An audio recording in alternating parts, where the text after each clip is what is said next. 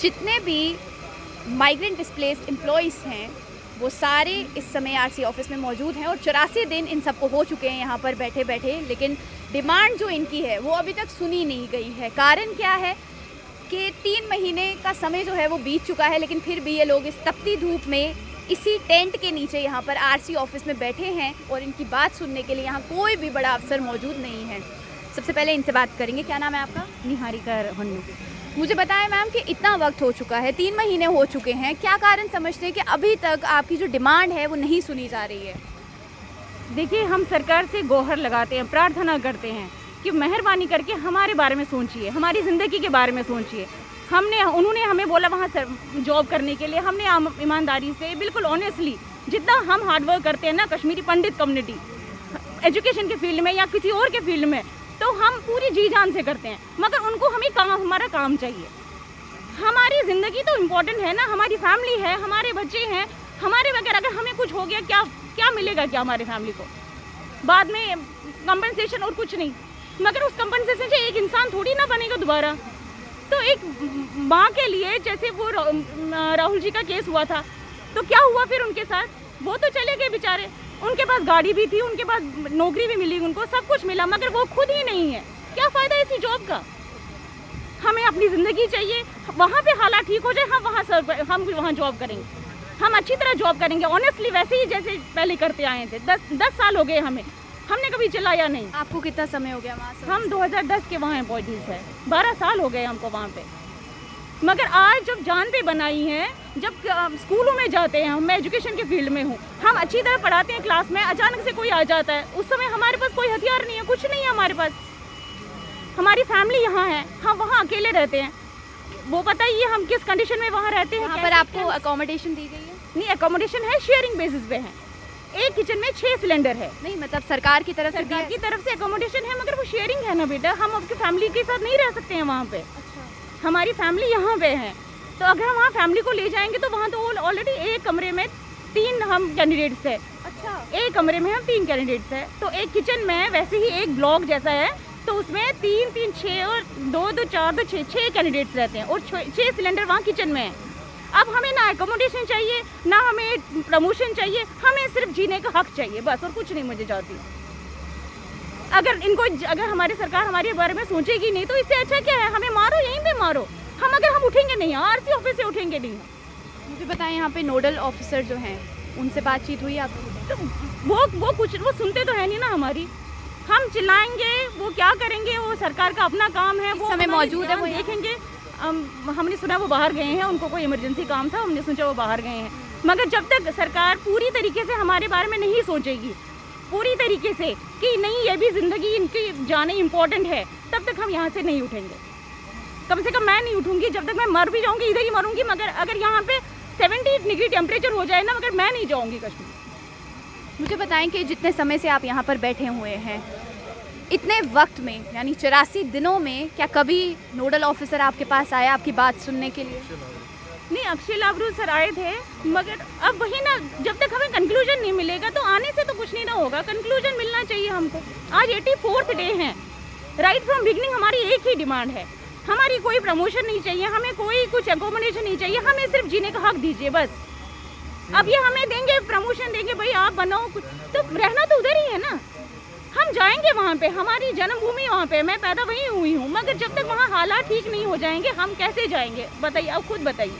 Recently अभी कुछ employees की जो पोस्टिंग है वो जम्मू में हुई है, इस बारे में आपका क्या कहना है? नहीं, उसके बारे में हमें पूरी इन्फॉर्मेशन नहीं है कि उनके किस संदर्भ में उनको यहाँ लाया गया है। 3-4 बंदे होंगे आई थिंक, तो पूरा उसके बारे में हमें नॉलेज नहीं है, मगर जैसे जितने हम यहाँ एम्प्लॉयज़ हैं, हमारी तो डिमांड राइट फ्रॉम बिगनिंग वही है कि जब तक वहाँ ठीक नहीं हो जाएंगे हालात, तब तक हमें रिलोकेट कीजिए प्लीज़, मेहरबानी करें। एलजी एडमिनिस्ट्रेशन तक आपकी बात पहुँची इतने समय में?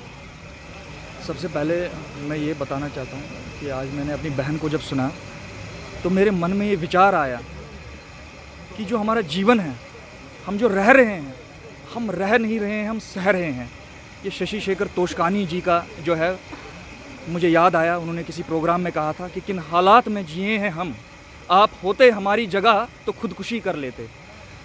तो ये ये वाकई जो सवाल है- आप क्या ये शेर आप एलजी एडमिनिस्ट्रेशन एलजी के लिए कह एडमिनिस्ट्रेशन रहे को हैं? मैं कह रहा हूँ, ये शशि शेखर तोशकानी जी ने कहा था हमारे पलायन के संदर्भ में आज से 12 साल पहले किसी शो में।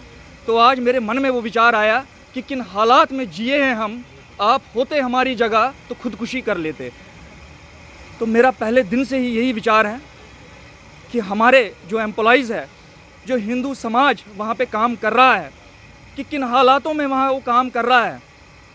हमारे आदरणीय MOS नित्यानंद राय जी ने जो आंकड़े पार्लियामेंट के अंदर बताए हैं वो बड़े ही विचलित करने वाले हैं, इस सरकार के लिए भी और हिंदू समाज के लिए भी, कि 6,500 हिंदूज जो है कश्मीर में रह रहे हैं। ये आंकड़ा होम मिनिस्ट्री का है।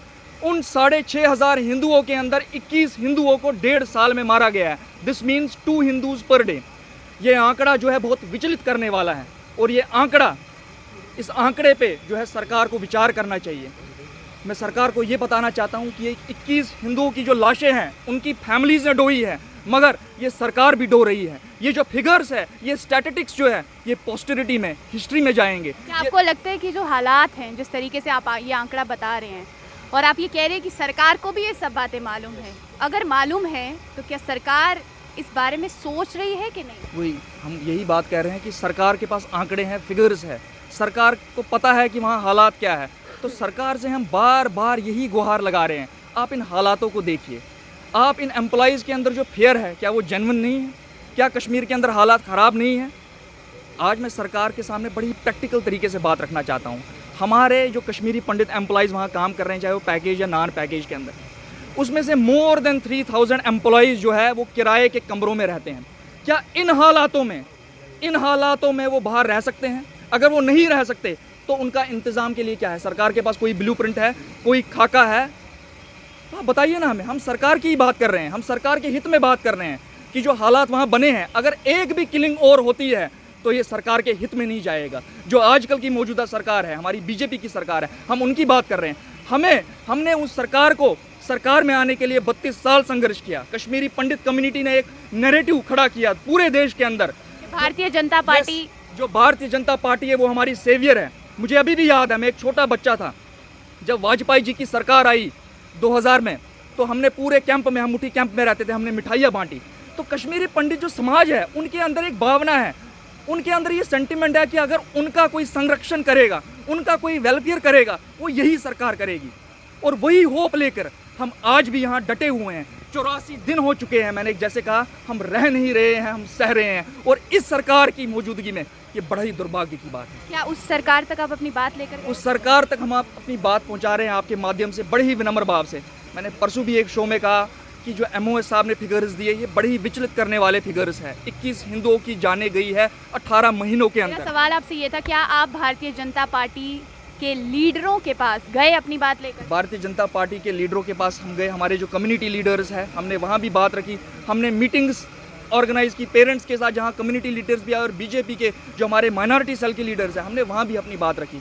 हमारी बात यही है, जो डर का माहौल कश्मीर के अंदर है, उस डर के माहौल में मेरी बहन जो है स्कूल में नहीं पढ़ा सकती। क्या इस बारे में अपने भाजपा के अध्यक्ष से बात करने की कोशिश? अभी हमारी वैसी कोई बातचीत नहीं है, उनके अध्यक्ष के साथ कोई बातचीत नहीं है। वो पहले आए थे जब किलिंग हुई राहुल भट्ट जी की, वो उनके परिवार से मिले, शेखपुरा में भी आए। उस समय आपने अपनी बात रखी आगे? हमारे एम्प्लॉयज़ ने अपनी बात रखी। उन्होंने कहा कि अभी जो माहौल है, आप देखिए, वर्किंग प्लेसेस में मारा जा रहा है, इससे ज़्यादा क्या होगा? जब मेरे भाई को, मेरी बहन को वर्किंग प्लेस में मारा जाता है, तो उसके बाद क्या रहा? सुपिंदर कौर, दीपक चंद स्कूल में पढ़ा रहे थे, पढ़ाने ही गए थे, स्कूल के अंदर कोल्ड ब्लड मर्डर उनका। राहुल भट्ट अपने वर्किंग प्लेस पे। मेरा कश्मीर के अंदर एक ही काम है, ना मेरी फैमिली है, ना मेरी कोई रिहैबिलिटेशन हुई है, मैं किराए के कमरे में रहता हूँ। मेरा काम एक ही है, अपने वर्किंग प्लेस पे जाना और अपने घर पे आना। यानी आप लोग आज भी अपने आप को कश्मीर में जिस वक्त आप जब वापस जाएंगे तब भी आप अपने आप को सेफ फील नहीं करेंगे? देखो, मैंने पहले भी ये बातें कही हैं, तो आज मैं दोबारा ये बात कहना चाहता हूँ। 2010 में हमारी मजबूरी का फ़ायदा उठाया गया। जिस तरह एक एक्सप्लॉयटेशन हुई कश्मीरी पंडित यूथ के साथ, जो पहले ही मरे थे उनको और मारा गया। उस समय हमारी मजबूरी का फ़ायदा उठाया उस समय के सेंट्रल गवर्नमेंट ने और स्टेट गवर्नमेंट ने, और जॉब के लालच में हमें कश्मीर पहुंचाया गया। ये बात हम मानते हैं कि हमारी इकनॉमिक कंडीशन जो उस समय थी वो बहुत ख़राब थी, मगर इसका ये मतलब ये नहीं है उसके इकनॉमिक कंडीशन को देखकर आप किसी के मजबूरी का फ़ायदा उठाएं। हमने बराबर 2010 से हर एक गवर्नमेंट, चाहे वो सेंटर में थी या स्टेट में थी, हमने बात पहुंचाई है कि इस तरह की जो आपने रिहैबिलिटेशन की जो पॉलिसी की बनाई है, ये हमें ये वाकई में relief and rehabilitation policy ma'am ये हमें एक्सेप्टेबल नहीं है। चलो जैसे वैसे हमने कश्मीर में गए, हमने 12 साल काम किया है, मगर मैं आपको सच्चाई कह रहा हूँ, हमने एक सेकंड भी खुशी से कश्मीर में जिया नहीं। हमारी परेशानियाँ इतनी बड़ी हैं कश्मीर में कि जिसको हमने समय समय पर सरकार के सामने लाई। ये अकोमोडेशन, पानी, बिजली, ये गवर्नमेंट का दायित्व होता है अपने लोगों के बेसिक एमिनिटीज़ को फुलफिल करना। लेकिन जो हमारे दिल की दर्द हैं वो 12 साल किसी ने हमें पूछा नहीं है।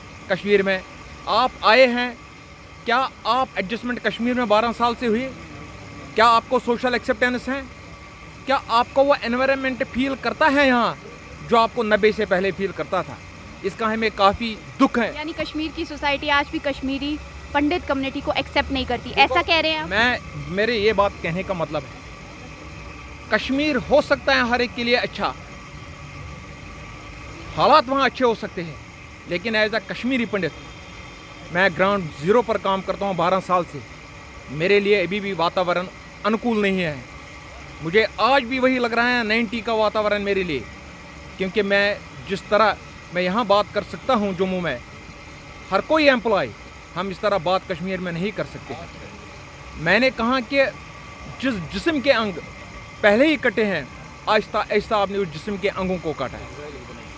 ये एग्जाइल विद इन एग्जाइल आपने कोशिश की खड़ा करने की। मुझे इस बात का भी काफ़ी दुख है कि 12 साल हमने वहाँ काम किया है। जिस तरह 90 में फिजन हुआ हमारे कम्युनिटी मेंबर्स का, ब्रेक अवे, फैमिलीज डिसइंटीग्रेट हो गई। उसके बाद हमने कभी ना माता पिता ने हमें देखा बच्चों को, ना बच्चों ने माता पिता को देखा, भाई बहन से बिछड़ गया। लेकिन आज फिर वही हालात है। यहाँ आज एक पिता होने के नाते मैं तरसता हूँ कश्मीर में। मैं अपने बेटी को देखूँ, मैं अपने बाप को देखूँ, मैं अपने माँ को देखूँ। सेम मेरी बहन है, वो तरसती हैं कि मैं अपने बेटे या बेटी का जम्मू जाकर उसका बर्थडे बनाऊँ। हमारे क्या परिस्थितियाँ हमें फेस करनी पड़ती हैं। कभी कभी मुझे लगता है कि हम ये जो हमने कहते हैं पाप किए हैं कि जिनका आज हमें उसका एग्ज़ाम देना पड़ता है। हमारे साथ जो चीज़ें हुई हैं, मैंने पहले भी कहा कि हमने सरकार तक वो पहुंचाई, उनको संज्ञान नहीं लिया गया।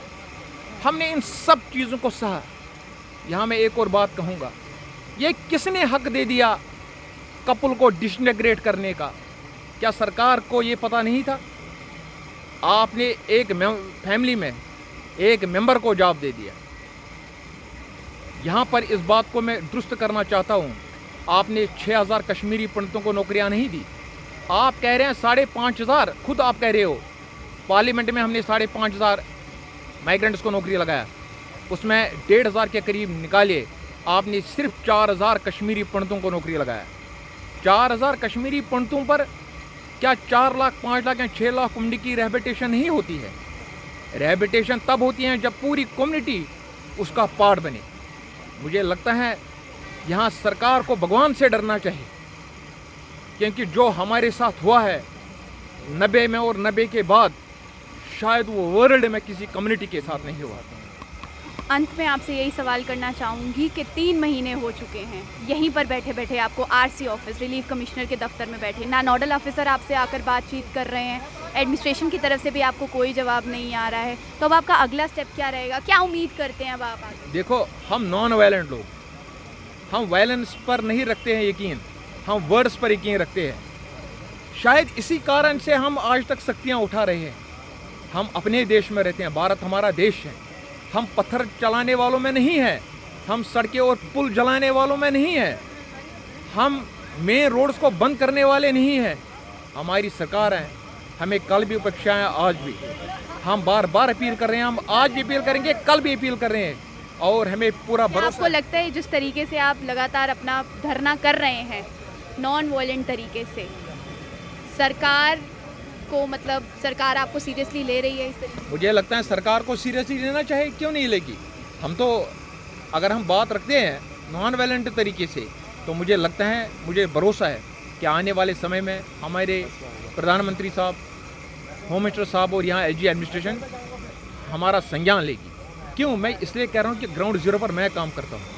हम बार बार अपील करते हैं कि एक कमेटी का गठन हो, सरकार एक कमेटी का गठन करे और वो कमेटी हमारे साथ बात करे, फिर हम उनके सामने आंकड़े रखना चाहते हैं आखिर सिचुएशन क्या है हमारे साथ। जब तक हम दोनों नेगोशिएशन टेबल पर नहीं आए, बात को यानी आप सरकार से एक बातचीत चाहते हैं कि आप अपने ही उन तक बात रखें और वो आप तक अपनी बात। हाँ, हम कहते हैं दोनों के बीच में एक्सचेंज थॉट्स हो और क्लियरिटी हो जाए कि 12 साल क्या हुआ इस पैकेज के साथ।